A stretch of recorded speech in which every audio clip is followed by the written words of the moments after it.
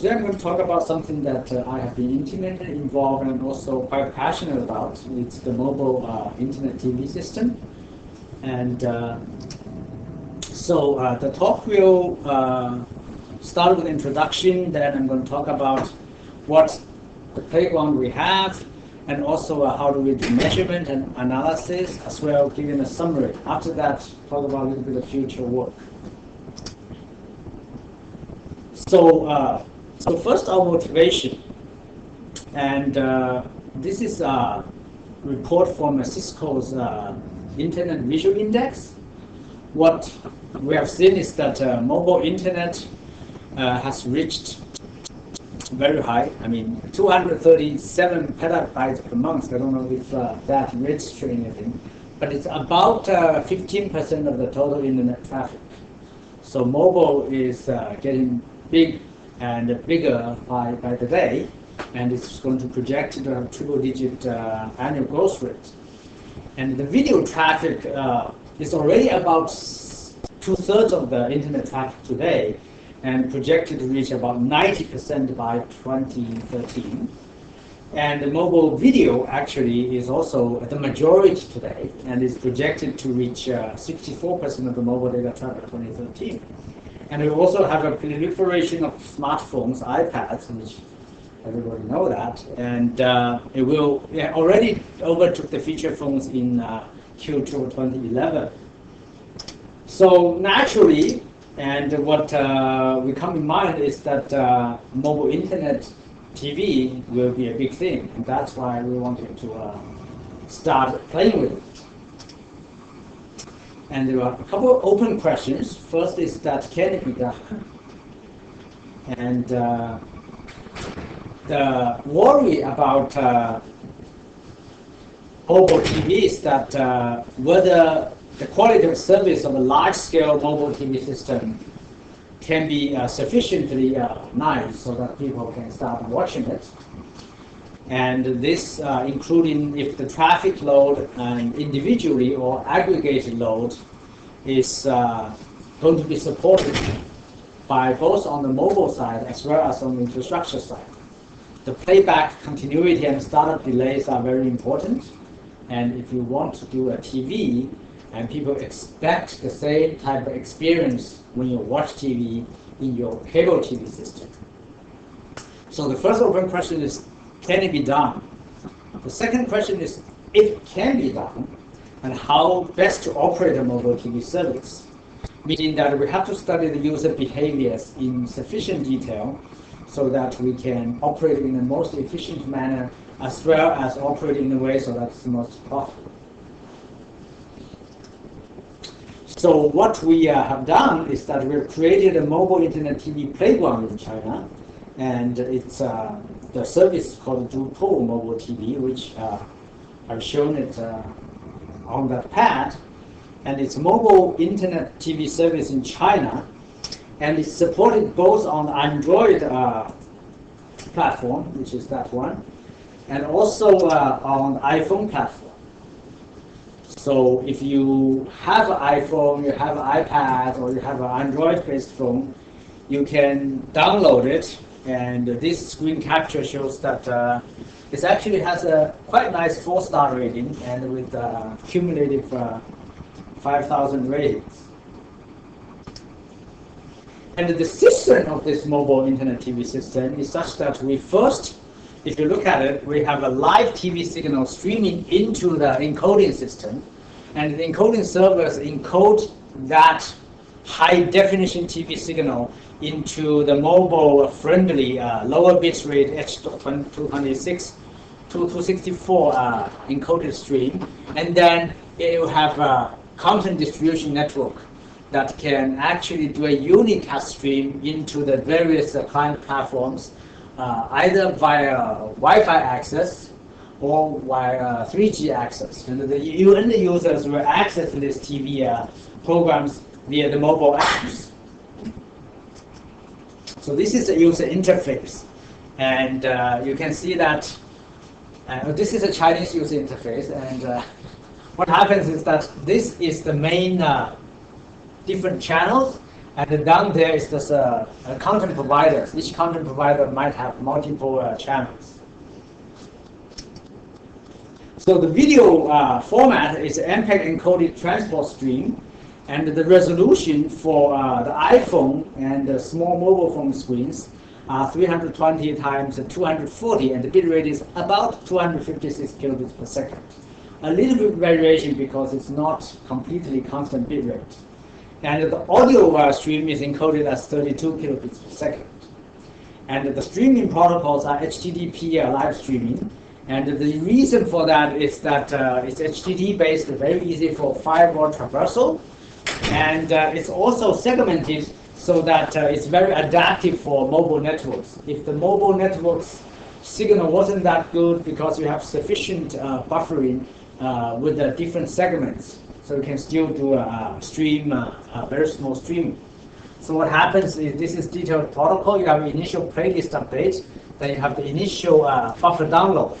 You constantly updating the playlist as well as download every video segment. In between the cycle, because the video segment in HTTP live streaming is a 10-second segment, so if you have sufficient, if your speed is quick enough, you don't need 10 seconds for the download. So you go to a sleep, and then you come back on the next cycle. So this is a cycle period is 10 seconds. And what we have done is that, okay, we have this system, and we want to find out how well the system is performing and how people are actually watching these TVs. So we create two log servers, one collecting the server side logs. So the streaming servers, there are like several tens of them. They are all synchronized of their clock, and they log all the requests from the mobile servers.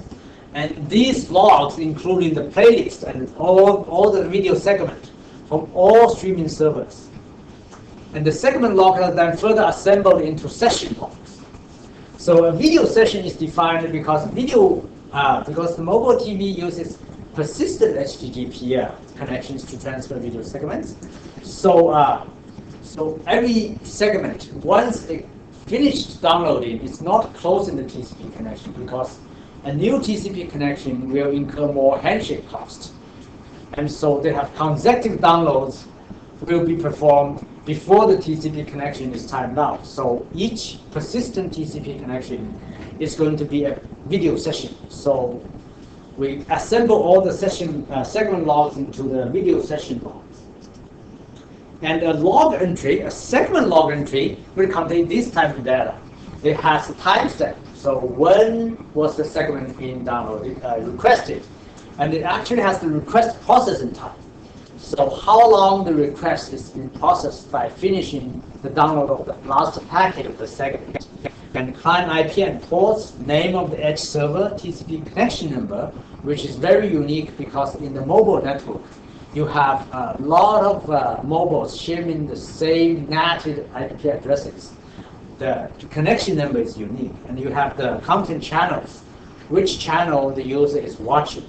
And you have the segment sequence number and the status code, and as well as the segment size, like how large the segment is, because it's not completely CPI. And you assemble all these segments into a video session log. The video session log would have the timestamp of the first segment and the timestamp of the last segment.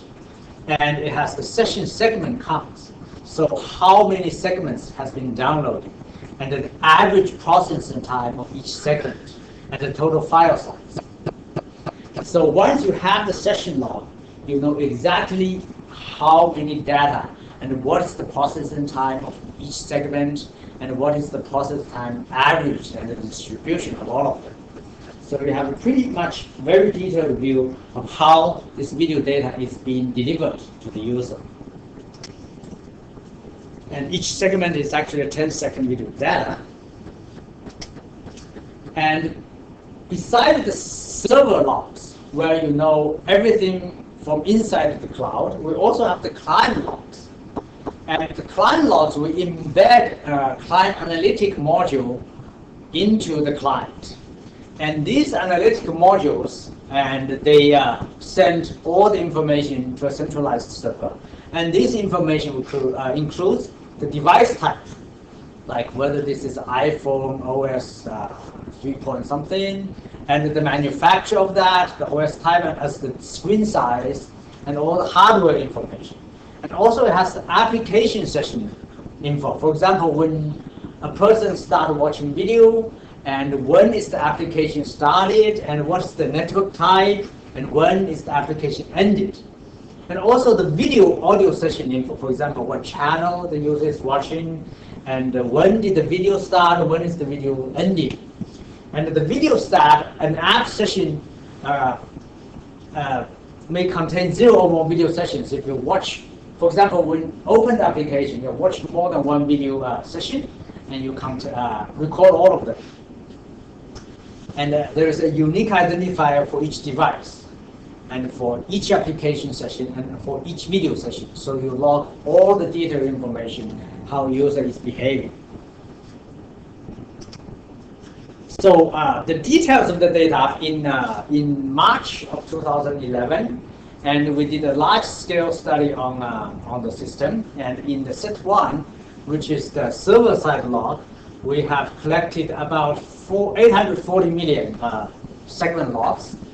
And these segment logs are assembled into 49 million session logs. So there are 49 video sessions, 49 million video sessions.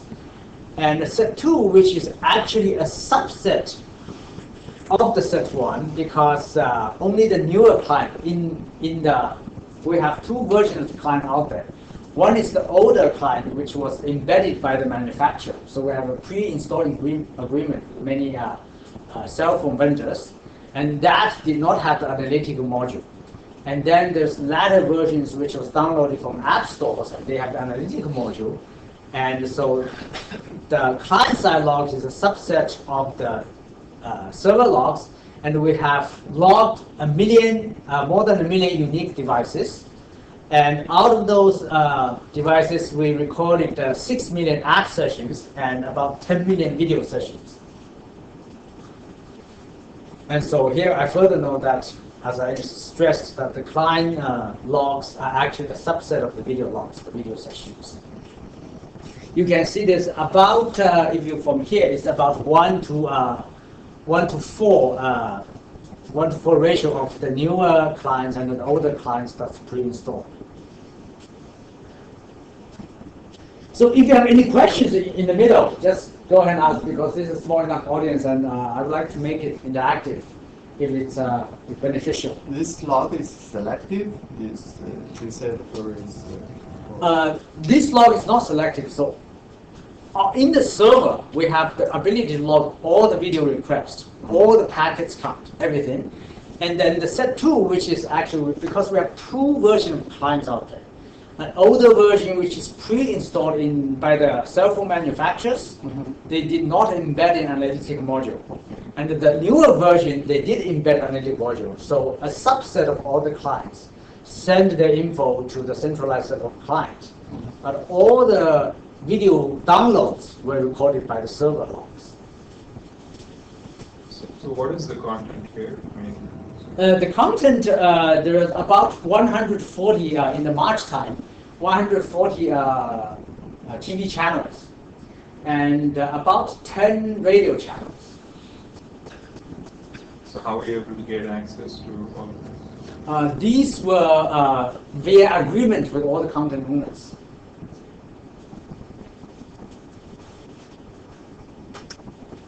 And this is a typical traffic pattern when you do a sniffer or packet capture over the air, and you see that this is actually a very good connection traffic pattern.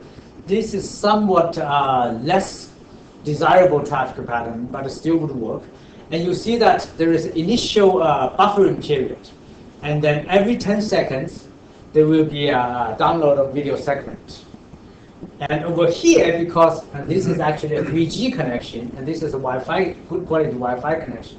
A 3G connection, because the connection is unstable, the download of the segment actually overlaps. So you do have an overlapping, more of a randomness of the peak and valley, rather than a very periodic pulse-like shape. And so in these typical patterns, you see the initial buffering, the periodic downloads, as well as overlapping of it. And now that we have seen the data, and let's take a look at first the qualitative service assessment. And this is a cumulative probability distribution plot of all the segment and the transmission delays or the processing delays, because remember we have all the data about how long each segment is being completed by delivery. So within 5 seconds, and you see that the probability of the segment being transmitted within 5 seconds is about 90%. And within 10 seconds, it's about here. I actually look at the number here, and you can see that I listed out all the numbers. And for all the segment, we can see that 90% of the segment were successful being completed within 5 seconds. And 97.5% of the segment is being completed successfully within 10 seconds, which is the default duration of the segment video playback length. And these are the Wi-Fi numbers. And you see that Wi-Fi is a little bit better than the 3G, but 3G is not bad. And it's only a little bit below the Wi-Fi transmission delays. So from these, remember this is about 840 million segment downloads. So this is like, oh, I'm sorry, I probably missed that for us evaluation configuration, but this is an average number through a lot of experiences, or this is just one experience? No, this is average over a month of 840 million segments. This is the distribution of that delay. That's better. That's better than what I thought. Yeah. So I missed that part. So how long is each segment in terms of time? 10 seconds. So, 10 seconds. But, Okay. but that's because people only watch this when they have stable connection. That's or? my question. Do you have actually any indication of how good the channel was at the time when Right. any of these experiments was happening? we don't have that data. So if I only do that at my home, that's understandable. But if I want to do it on the go or Yeah. So that's why we have two different curves, and they actually overlap really well. The Wi-Fi connection and 3G connections. So we actually know whether they're using Wi-Fi or using 3G. But even in the case of 3G, you don't have an indicator as to how loaded the system was at the time. We don't have that. Yeah, we don't have that. You can only get this number. it's not that. Because So- most of the time my 3G on my phone doesn't work. That's what I was going to say. I mean, So you can even open probably the not in Beijing. weather bug. Which operator was this on? Was it on multiple operators? this was all multiple operators. so they don't, that's the problem. This is the server, this is the video server side. It doesn't have any network it doesn't have observability at all. the information about.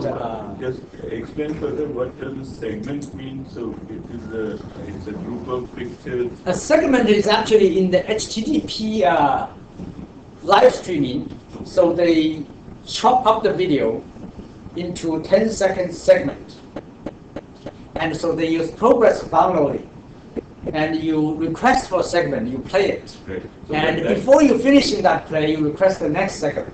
So that 10 second segment is variable length, right? The segment- depends on the compression. Yeah. Right. But it's all the default configuration we use is 10 seconds So from 10 the seconds Apple's. would mean 300 frames. Yes, 300 frames. So But you I think it's an MPEG. It's most probably MPEG encoded. Right? It's MPEG 2.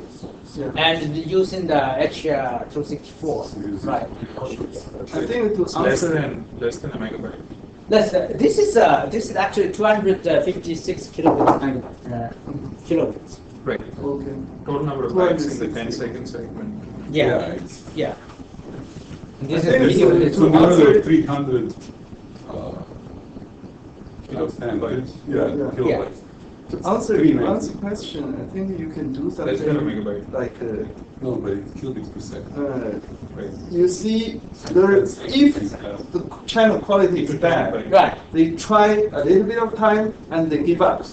So if you can find this information, We do have all this information. yeah, I think Yeah. you may be able to find this information, and then if channel quality is good, they keep going on, right? They stay there. And Yeah. if the channel is bad, they probably try maybe 10 seconds or not 10 seconds, maybe 2 minutes, and they give up. Oh, so when it's bad, they don't even try 10 seconds, so they just give up.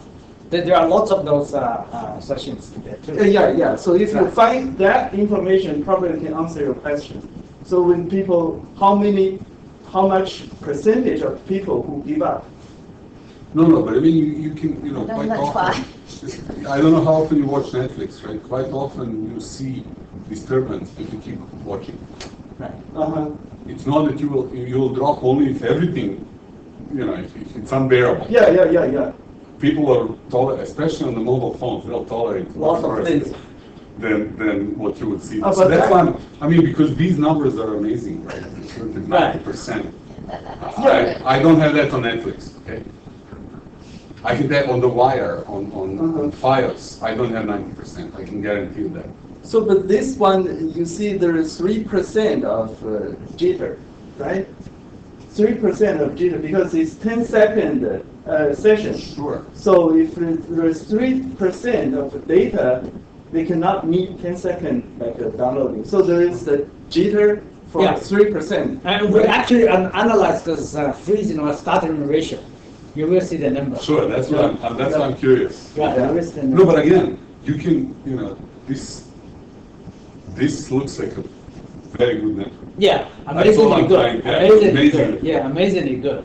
So that's much to our surprise also. Yes, I agree. And maybe people are conditioning so that they only watch when it's. I agree. So maybe you try, you see it's not, okay, I'm not gonna do it, right? Yeah, it is possible. Yeah, because once you see it good, you watch for a long time. Exactly. And then this was skewed by that. But It's possible. that's why I was asking if you could, And since you also- don't have the network information, it's very hard. Right. Right. Oh, but TV is different from Netflix. Netflix, I only watch if I'm sitting at home, I have 3 hours of time. TV, maybe if I'm outside, I can just watch for a few minutes, so that's. Yeah, the average video session lasted for Wi-Fi connection is 200 seconds. For 3G connection is 135 seconds. 135. Yeah. So it's clipped to 2 minutes, right? Yeah. Yeah, there's 2 to 3 minutes, and they browse it also because we have to Sure. browse the channel. No, I mean, this looks to me more like YouTube, right? Kind of. I mean, I'm not saying, I don't mean YouTube, but it looks like you're watching snippets of video. Yeah, well, there are actually some long tails they watch for hours. Wow, They okay. do. Amazingly, yeah. Especially those with pad, I believe. Yeah. Yeah, because some people don't have TV there, so they just. So if you take a look at how the video playback happens at the client, right? At time 0, you touch the screen and you're trying to watch it. And then you started downloading. Downloading, when the first segment completes downloading, the playback starts. And then it continues to download. I mean, because of the network variation, you would have different times of downloading happening. And then the playback is done on a 10-second segment spacing. And you see that at startup time, S plus 10, if the second segment came already, then you start playing. And third, and in this case, you have the fourth segment arriving late. And when you need the fourth segment, it's not there yet. So at this time, when T4 is greater than S plus 30, the video will freeze. And then you have to wait for that to happen, and it starts playing again. So this is what happens in the video playback. But there is some buffering also. Right? Yeah, and you could potentially You can delay. You can actually do 2 or 3 at the same time. Yes, sir. And what we did is that you play it as soon as it starts. The first segment came in, because the startup delay is very crucial for people's experience.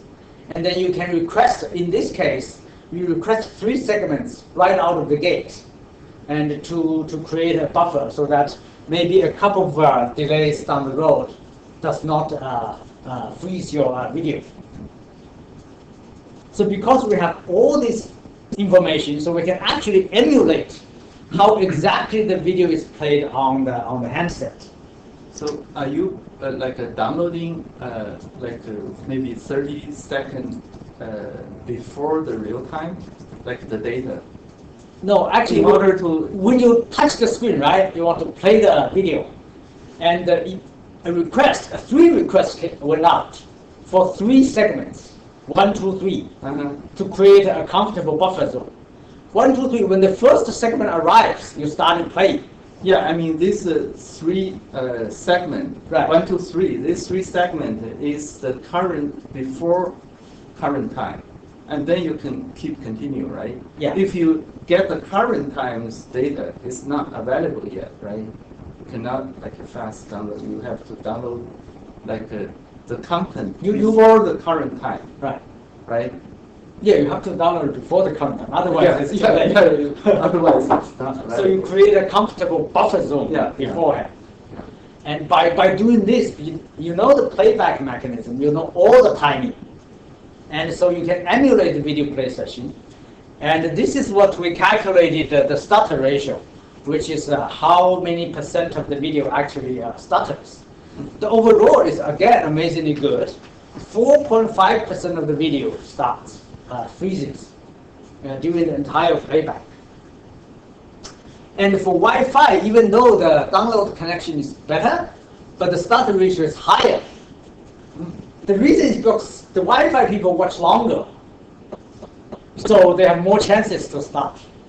And the 3G videos, and once they freezes, they just quit. And then in that case, we don't qualify the stutter.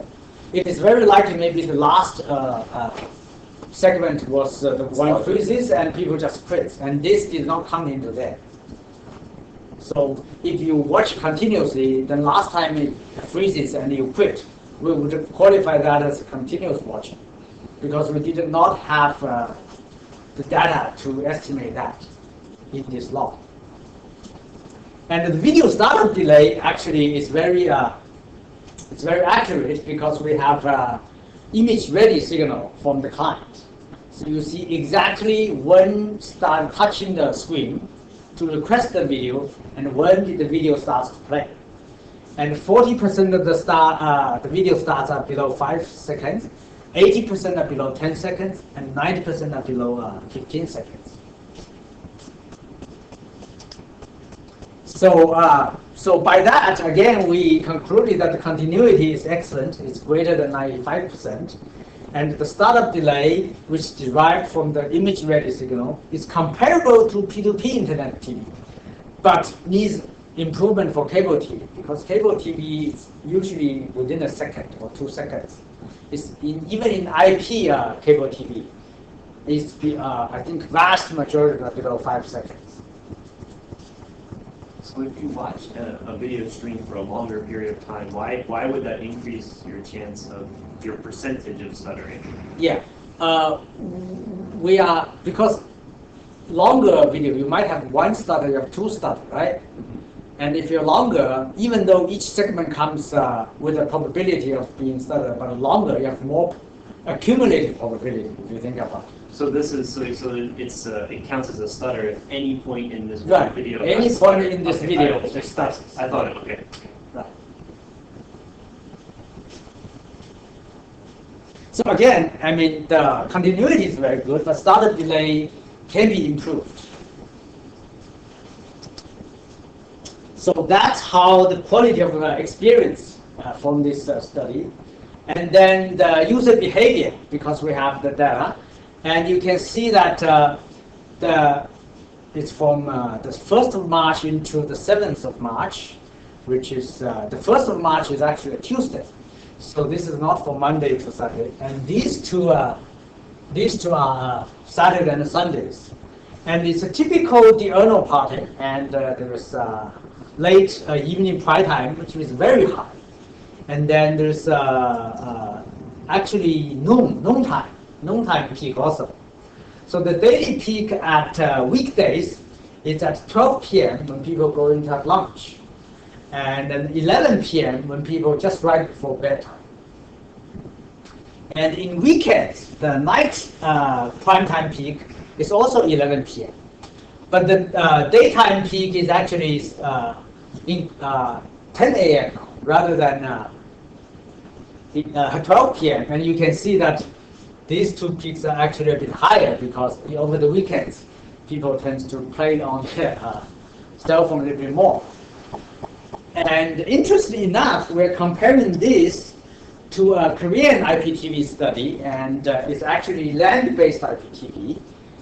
And very differently, and their diurnal pattern, the peak of that, you can see that, the peak of that is actually at 10 p.m. and 3 p.m.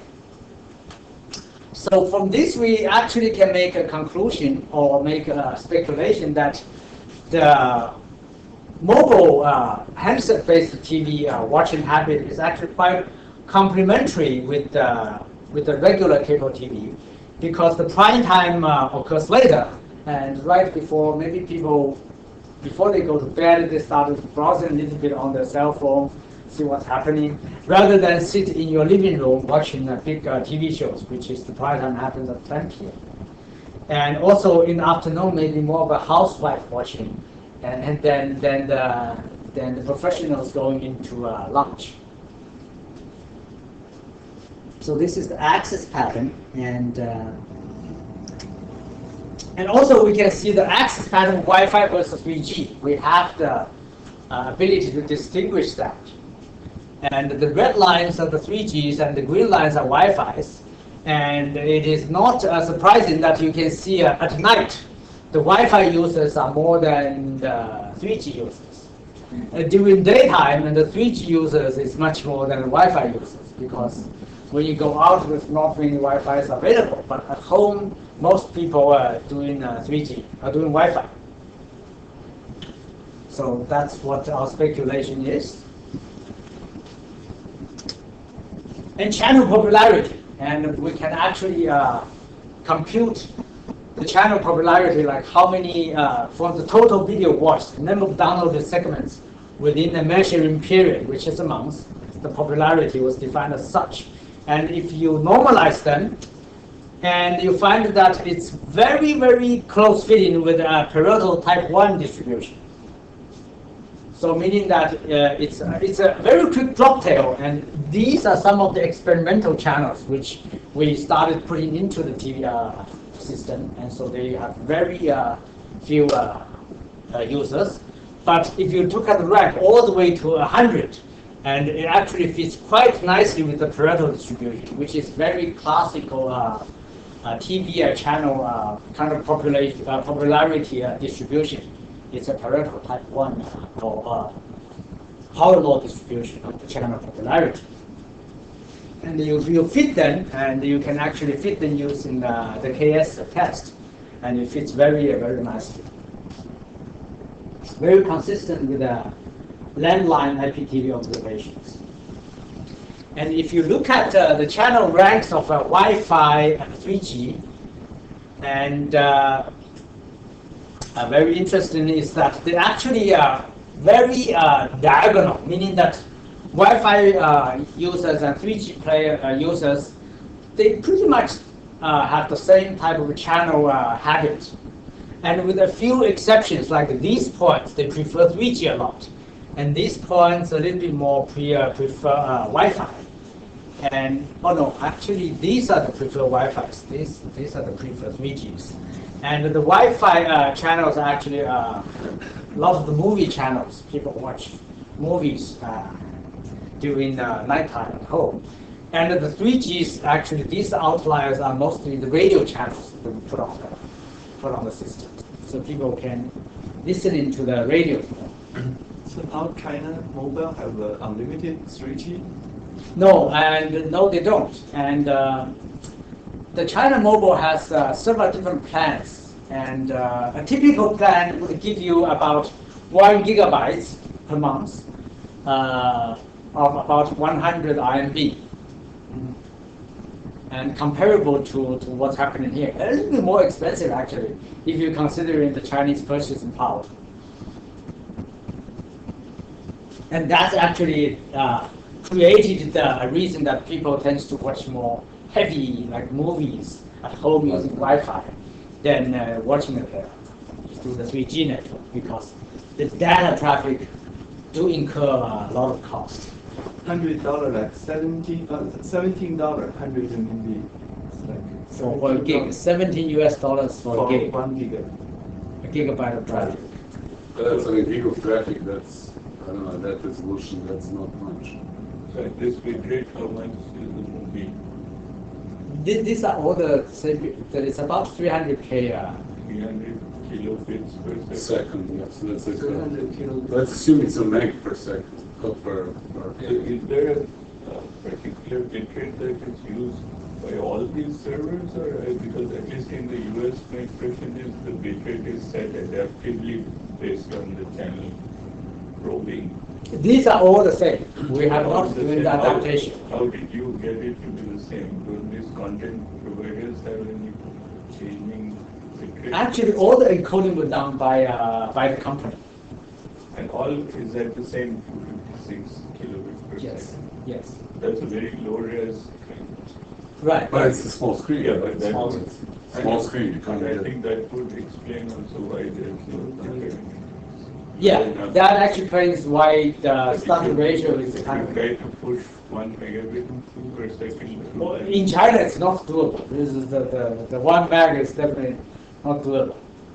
And It's not doable here either, but that's okay. But people still try. People try it, but it's, right. I mean, it lasts for about 2 seconds. But 1 to seconds, no? I think if you could do an experiment with increasing bit rate versus the packet drop rate, it will work very sharply. In fact, and that's actually being implemented in the system now. There is adaptive type of streaming, but this study is in March, and the latest data that we have, we do not quite finish analyzing yet. So with regards to packet drops, I mean, do you Right. have TCP level information as well? We actually don't have packet drop information because HTTP Live is it's TCP, so they retransmit the packet, and we did not log the retransmission count. And that actually requires a lot of details in the server logging.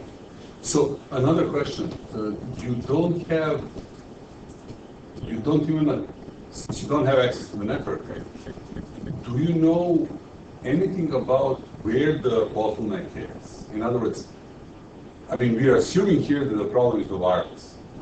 Yeah, but we really don't know. Exactly. Because we don't have It might be that the it server might is be- overloaded. Well, the server we know is not overloaded because we Are you engineer, monitoring server? we engineering the servers, Okay. but we don't know in the middle between the server And the local mobile. network. There might be some bottleneck somewhere in the GSM, for example. Sure. Yeah, we never know that. Or just in the DSLAN if it's home. Yeah. So 1 gigabyte is about like 5 hours. It's about 5 hours. of this rate. Less than that. I think less than that. Well, Or maybe 5 hours. Yeah. 5 hours. So it's actually not that bad if you think about it. Yeah. If you have one plan, and then it's only 3G. At home you do Wi-Fi, right? If you can watch 5 hours using 3G, that's a lot of TV watching. Yeah, I certainly can't afford to watch 5 hours. Right.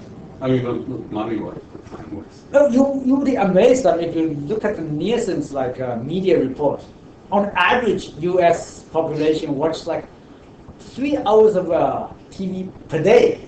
Yeah. It's amazingly Definitely. long. I just can't for the life of me figure out why people are spending that much time watching TV. Yeah, I agree. We're definitely not a representative sample of the Yeah. population. So the Sojourn time, which is quite important, is how long the session lasts, how long the people are actually watching it. And this is overall distribution, and you see that the Wi-Fi users, it actually has about 48% of the total sessions they account for. But the Sojourn time is about 58%, so the Wi-Fi users tend to watch longer. And you also see that the audios, and the 3G actually has about 58% of the audio sessions, and the Wi-Fi is 41% of the sessions. And Wi-Fi has more video sessions, 52%, and they about 62% of the video Sojourn time. And what's interesting, okay, here I have taken out the Sojourn time is derived from the session segment count. And in fact, we can also get the part of the Sojourn time from the video start and video stop time. But that's the watching time. Sojourn time is more of a like channel occupation. So if you look at the distribution, and this is the cumulative distribution of the Sojourn time, and the purple dots are the empirical, which is the real data, and the green line is actually a Pareto distribution, which is what the prevailing school of thought for the cable TV was that the channel dwelling time in the cable TV language is that it's a kind of a Pareto distribution, and people tend to have a long tail. And we obviously find out the Pareto distribution is not good fit for the mobile TV. And if you do a generalized Pareto distribution, and that's the red line, that's not that good either. However, if you do a log normal, which is we in the wireless or cell phone industry knows that the cell phone channel holding time is more of a log normal, then you can see it actually fits much better.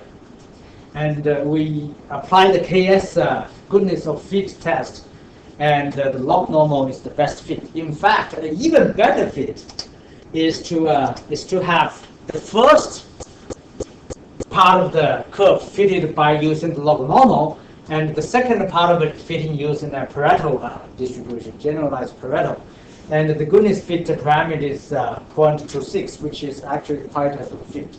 And the very tail end of it, if you look at the session count, is way past the 10 to the third, which meaning is that gets into about, let's see, each segment is a 10 seconds, so 5,000 seconds range. And so way past the hour range. And that may be some like people left their phone or something like that.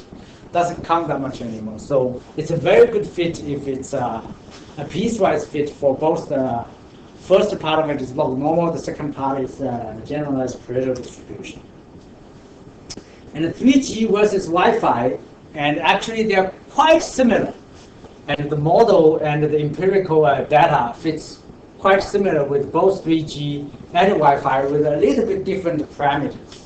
But the overall trend of the function type is the same. And again, the average playback length, which is the number of segments, is 20.04, which translates to 200 seconds. And the 3G is about 135 seconds.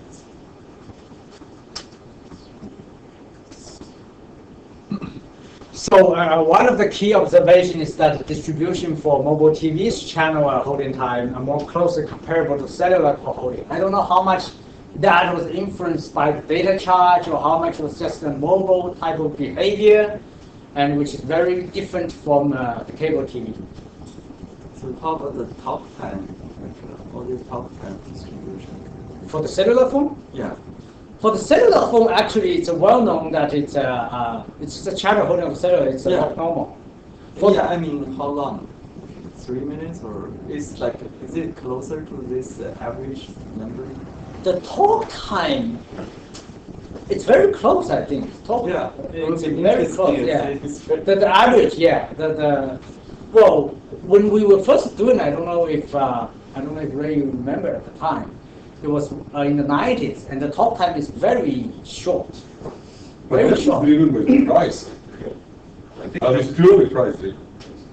Now it's like so cheap. People just talk long. People like talk constantly on the cell phone. now. Right. Increased a lot. Right. Ask my wife. In fact, it has. I mean, the distribution of the venture is still more of a like. I don't know. Maybe even with the price not concerned, maybe the distribution even changed. But I'm almost sure it is, because at the moment, most people have unlimited talk times. right. Yeah. So it might be interesting to do a study like that. Absolutely. Because no one went back to do that. Yes. People were always But if you see the number between Wi-Fi and 3G is not so much different. Right, right. So that means for Wi-Fi is free, right? Yeah. So that you can see this also restricted at the time available for people to. But you know, there is a difference here. The 3G is more or less always available, where Wi-Fi is probably not. Yeah. And I mean, for mobile phone. Yeah. So But once it starts, like the talk time to Our talk time. holding time is. Short part has been replaced by text messaging, so any short calls are replaced by By serial message. any text messages.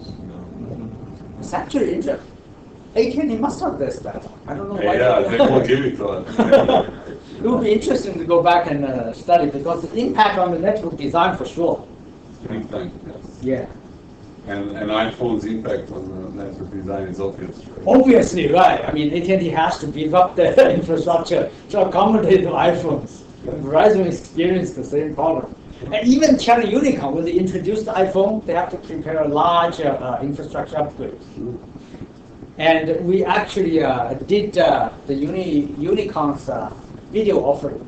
We were the system providers for them. And it's very interesting. Before they do the introduction of iPhone, they started all this preparation. So in a nutshell, and I'm going to do a summary, observation and recommendations and future. And we see that large-scale mobile TV system can be done, and it has been done. And the Wi-Fi and 3G networks, at least from our data set point of view, is very adequately supporting the continuous feedback. 95% of them are continuous. And the startup delay is comparable to the P2P internet TV, but it needs improvement when compared to the cable TV. And the goal, I think, if you want to match cable TV, you want to have 90% of the startup delay below 5 seconds. And the user behaviors are a range of complex user behaviors. And there are similarities with line-line IPTVs, for example, the similar diurnal patterns, but occurring at a different time. And the channel popularity follows the same Pareto 1 distribution. But the session sojourn time is very short, and it follows more of a cellular log-normal generalized Pareto piecewise model. So these are the observations, and these are the recommendations. And we would recommend, I mean, from here, to do a video bitrate adaptation like Ray suggested, and for varying network connections and to improve the playback quality. So you can start doing the low bit rate and first, so start up very quick, and then when the quality of the channel becomes good, you increase gradually the resolution. And it also needs to have content adaptation for mobile TV because the significant shorter viewing sessions and the device form factors. And you need to optimize the buffering strategy, and ideally you want to trade off between the traffic efficient video continuity. Because if you download too much data pre-fetching, and then if you stop watching it, all this data will wasted through the wireless bandwidth resources. And we need to have a content for CDN optimization for unbalanced content popularity and user geographic distributions. So these recommendations, with the exception of 2, so these 3 recommendations all been implemented on the system now. So the future works, and we need more detailed or more comprehensive data analytics. That's what we're doing. And after implementing all these recommendations, the mobile TV playground is getting bigger. We have about 280 content channels now. And we have 3 different bitrate streaming: low, medium, high bitrate streaming. And accumulated, there are about 19 million users. And of those, about 1 million active users per day, and serve about 6 million video sessions every day. And this system. And we also have implemented an improved client analytics module that not only including the tablets, but also correlating the server and the client-side logs. And right now, and the unique session IDs are different from the server side and the client side. The improved analytics will be able to correlate from the client logs to the server logs so that you can have a more detailed behavior analysis. And the next step that we actually recommended and for the playground is to do an integration with the social media.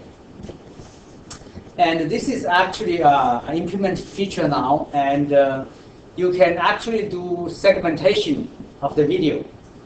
The way to do that is you first log into your Tencent or Sina microblog account, because they are the Twitter-like services in China. So you log into your Twitter account, and while you're watching the TV, you can actually touch one of the sharing screens, and this would immediately freeze the video. And you can pull and push the video to your desired segment. And cutting that into about 40 seconds segment, and you can type into your words, and then press the button. No, not press the button. It's actually touching the screen, and then it shares into your microblog account. And by doing that, you have cut the video and post it into your microblog account. And people can actually see what you're talking about by watching the video and your.